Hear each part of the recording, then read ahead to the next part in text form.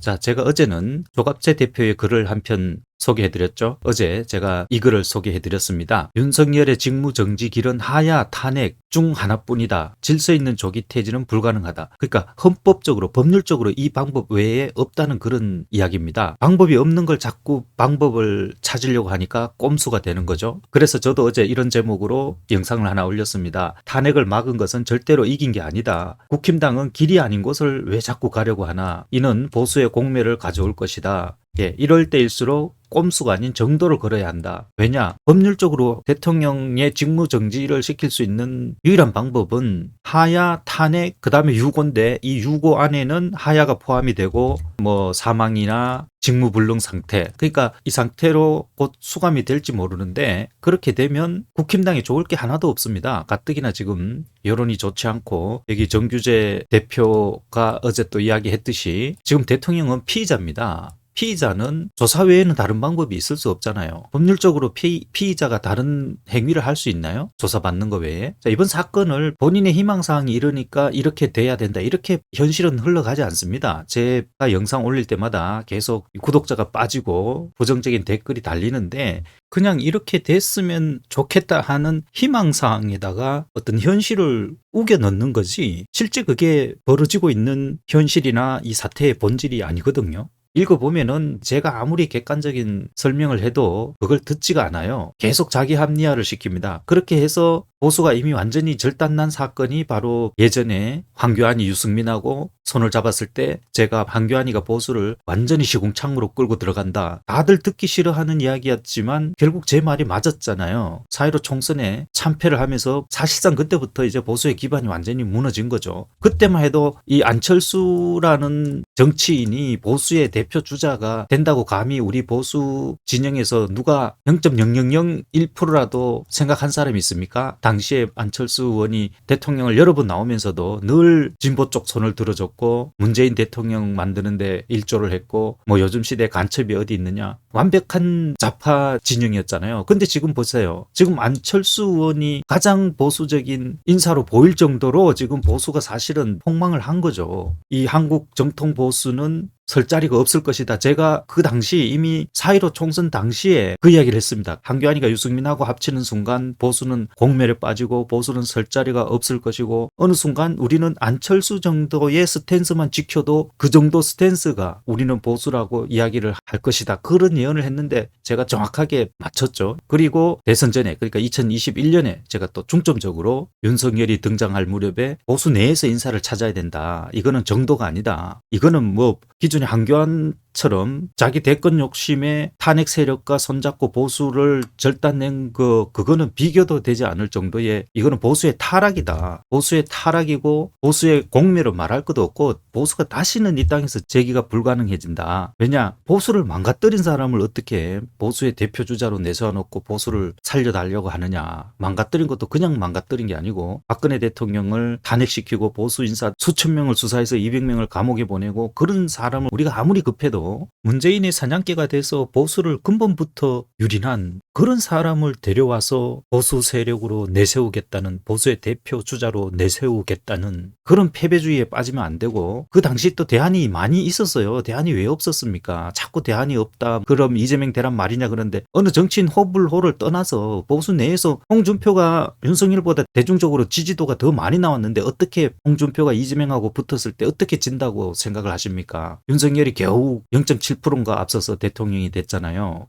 그런 식으로 무조건 이기는 소 우리소 하면서 보수를 괴멸시키는데 탄압하는데 앞장선 사람을 데려와서 보수를 잇겠다. 그거는 그냥 패배주의 그 이상도 이하도 아니거든요. 제가 계속 이야기하는 윤석열 아니면 이재명이 진다는 그런 가정이 어디 있어요. 그런 논리가 어디 있고. 그러다 보니까 저런 보수를 망가뜨린 사람을 보수 진영에 데려오다 보니까 그 당에 모인 사람도 무슨 보수적 이념이나 정체성 이런 게 아니라 오직 권력을 위해서 모인 사람들이잖아요. 거기에 보수적 정신을 가진 사람이 몇 명이나 있습니까? 그 국힘당에. 그 이후로 보수는 완전히 보수 정신을 상실했어요. 여기 정규재 대표도 이번 사태는 보수 전체 수준이 하락해서 발생한 일이다. 예. 기존에는 그래도 이 태극기를 흔들면서 탄핵 반대를 외치던 많은 사람들이 자기 나름의 보수적 가치나 기준을 세우고 있었는데 이 사람들이 윤석열로 돌아섬으로써 그런 가치도 타협의 대상이 돼버린 거예요. 그 당시에 돌았을 때 많은 사람들이 자기들이 생각해도 이게 갑자기 이렇게 박근혜 탄핵 반대하다 윤석열 지지로 돌아서는 게 부끄러우니까 그때 어떤 논리를 내세웠어요? 그 악을 잡기 위해서 문재인이라는 그 악을 잡기 위해서 악마와도 손을 잡아야 한다. 그 악마가 누구죠? 이게 당시 조국 사태 일어났을 때 이야기입니다. 이 윤석열이라는 보수를 때려잡은 악마와라도 손을 잡아야 일단 이 그 악을 때려잡는다. 이런 논리를 다 폈잖아요. 그 이후에는 자기들의 그런 갑작스러운 변절을 합리화해야 되니까 윤석열이 돼야만 문재인 때려잡고 박근혜 탄핵 바로 잡는다. 이런 이야기 했잖아요. 한 개라도 뭐 실현된 게 뭐가 있어요? 나쁜 짓도 처음 하는 게 어렵지 한번 하고 나면 양심의 가책을 못 느끼듯이 이렇게 한번 자기의 신념과 가치를 물론 자기는 이거를 변절이라고 생각 안 하겠죠. 왜? 그 행위가 선이라고 생각하죠. 그런데 악마 손을 잡고 그냥 같이 그 악마의 논리에 동조를 해버린 게 되잖아요. 그 악마를 고쳐서 천사로 만드는 작업은 하나도 하지 않고 예컨대 윤석열이 이미 대통령 되기 전에 수도 없이 이야기했잖아요. 나는 민주당 못 가서 여기 왔다. 5.18 정신을 헌법 전문에 넣어야 된다. 김대중 노무현을 가장 존경한다. 이럴 때 이 당시에 태극기 만세 부르다가 윤석열 만세로 돌아선 사람들 중에 이런 윤석열의 행위를 단 한 명이라도 비판했습니까? 다 못 들은 척 눈 감고 있었잖아요. 뭐라고 하면 이재명 되란 말이냐. 윤석열 된 뒤에 얘기하는 거예요. 윤석열 된 뒤에. 윤석열 된 뒤에도 그럼 이재명 되었으면 좋겠단 말이냐. 또 이렇게 얘기를 해요. 제가 당시에 뭐 그런 걸 비판을 하면.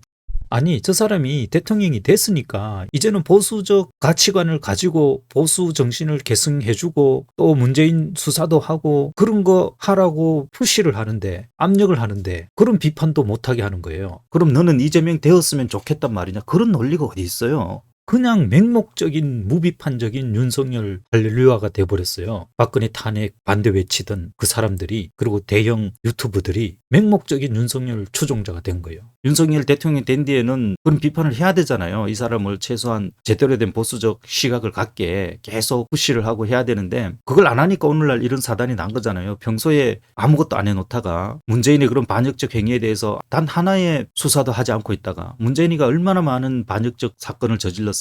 서해 공무원 피살 사건, 탈북자 돌려보낸 사건, 원전 파괴 사건, 북한 USB 건넨 사건, 울산인가요? 선거 부정 사건, 태양광 사건 아무것도 조사를 안 했잖아요. 그리고 정북 좌파 척결을 위해서 윤석열이가 한 게 뭐가 있나요? 단 하나라도 있나요? 저는 아무것도 기억이 안 나는데 박근혜처럼 교과서 바로잡기 운동을 했습니까? 좌파 시민단체 들어가는 자금을 우파 단체라도 좀 주겠다는 그런 그러니까 이 기울어진 운동장을 바로 세우기 위한 근본적인 어떤 시도를 한 게 뭐가 있어요? 그렇다고 뭐 탄핵을 바로잡았습니까? 술만 먹은 거 왜 아무것도 없잖아요. 그런데 또 이 보수 진영에서는 단 한 번의 비판도 하지 않고 저 사람을 옹호하기 위해서 다 변절을 한 결과가 돼버렸잖아요. 보수 진영 전체가. 이런 얘기하면 구독자만 빠져나가니까 저도 또 3년 전처럼 언제 방송을 그만둬야 될지 모르겠지만 그나마 지금 이 원로 보수 인사 조갑재 대표나 뭐 몇몇 분들이 이렇게 중심을 잡고 말씀을 해주지만 저는 아직 그런 분들 같은 내공이 없기 때문에 언제까지 저 혼자 이렇게 얘기를 할 수 있을지 저도 사실 모르겠습니다. 왜냐 2022년도에 혼자 윤석열 반대 외치다가 이 사이트 문 닫고 저는 시골 내려간 경험이 있기 때문에 방송할 때마다 구독자가 하루에 200명씩 빠져나가는데 제가 무슨 수로 견딥니까? 지금 또 당시 상황이 재현되려고 하고 있어요. 제가 계엄 당일날 올린 글에서 윤의 정신상태 의심스럽다고 했지만 이 영상으로 구독자가 수십 명이 우수수 빠져나갔지만 지금 이제 그 얘기 하고 있잖아요. 윤석열의 정신상태가 의심스럽다고 많은 사람들이 얘기하잖아요. 그리고 이재명 살려준 꼴이다. 제 말이 틀린 게 뭐가 있었어요? 그런데도 이 영상 보지도 안 하고 그냥 막무가내로 이 정신상태 의심 군사 통치 시도 돼 있으니까 막무가내로 그냥 욕 달아놓고 구독 취소하는 거죠. 계엄이 영어로는 마샬 로입니다. 군사 독재예요. 글자 그대로. 물론 헌법에 있는 권리지만 군사 독재니까 이거 계엄을 발동할 수 있는 권한을 극히 제한하고 있는 겁니다. 대통령 고유 권한이라고 해서 함부로 활용을 못하게 헌법적으로 엄격하게 제한해놨어요. 왜? 국민의 기본권을 침해하는 조치고 독재니까. 근데 우리나라 사람들은 계엄 이러니까 이 하나의 대통령 통치 행위 아니냐 이러지만 국민 여러분, 지금부터 군사 독재하겠습니다. 언론, 출판, 집회, 결사, 정치 활동 다 중단됩니다. 직업 선택 자유도 없습니다. 이러면 받아들일 사람이 누가 있나요? 근데 그게 잘못이 없다고 생각하는 그 자체가 아직도 얼마나 우리나라 사람들이 이 민주주의에 대한 이해가 부족한지 잘 보여주는 겁니다.